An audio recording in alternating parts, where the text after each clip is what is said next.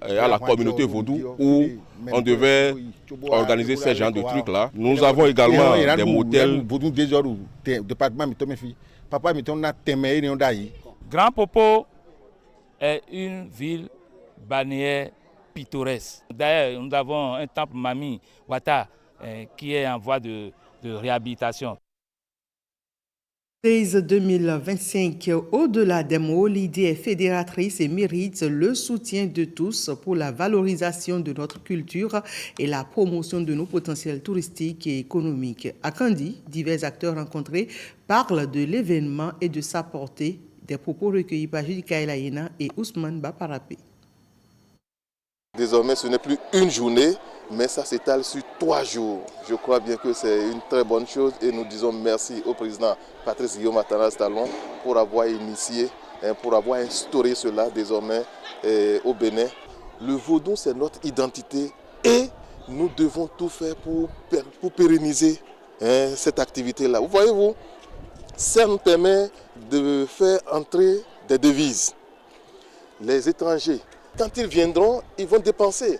Ils vont essayer d'acheter nos objets d'art. Et tout ça là, c'est des devises qui entrent. Nos religions ont une importance capitale dans notre existence.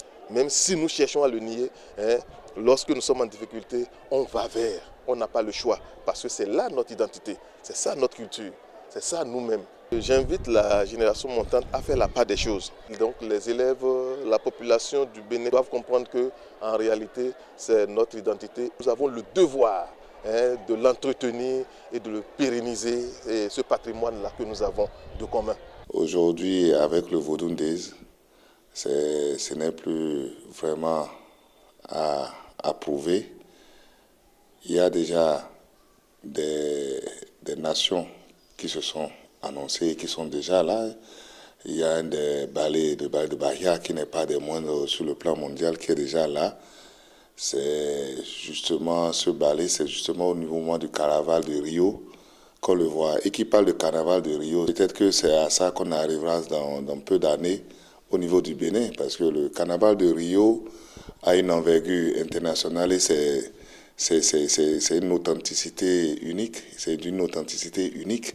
Si à travers des pareilles manifestations du Vaudou Days, on arrive ne serait-ce qu'à la moitié de l'aura, de l'envergure et de la notoriété du carnaval de Rio, ce serait une très bonne chose. Et sur le plan économique, imaginez les hôtels, les restaurants, les chaînes de transport.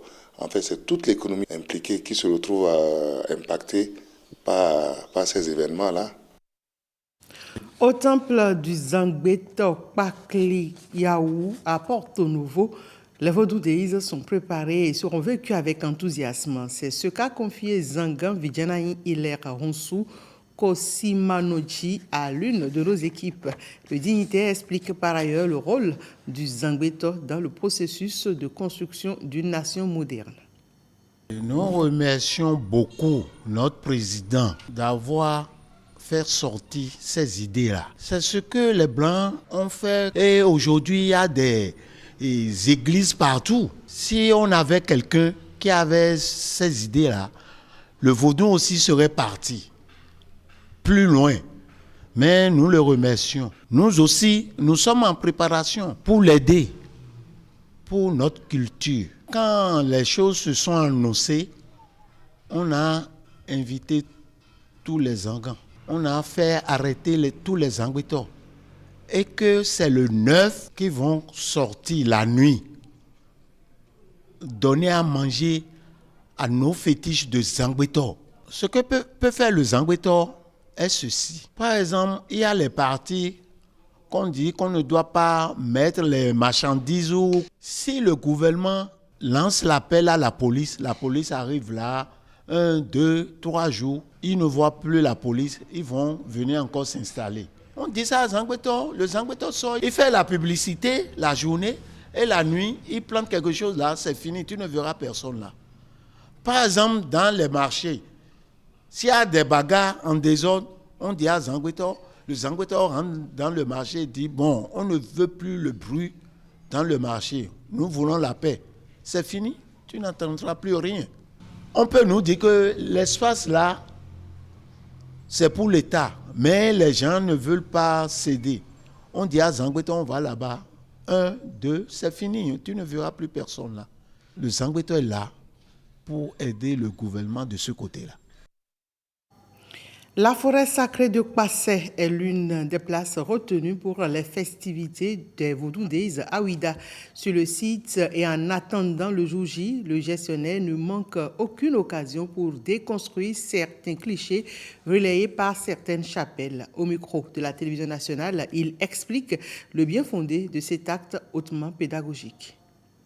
Nous sommes dans la forêt sacrée du roi fondateur de Ouida, le roi Kpassé, qui n'était pas mort, qui s'est transformé en une arbre sacré. La forêt sacrée du Ouida est toujours là pour expliquer ce qu'on appelle Vaudou, ce qui est sur Vaudou.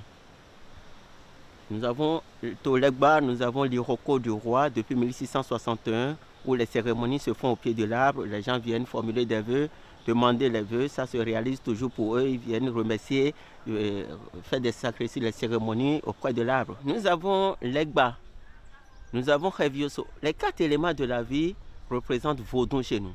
La terre, l'eau, le feu et l'air. La terre qui représente le dieu qu'on appelle toujours Sakpata.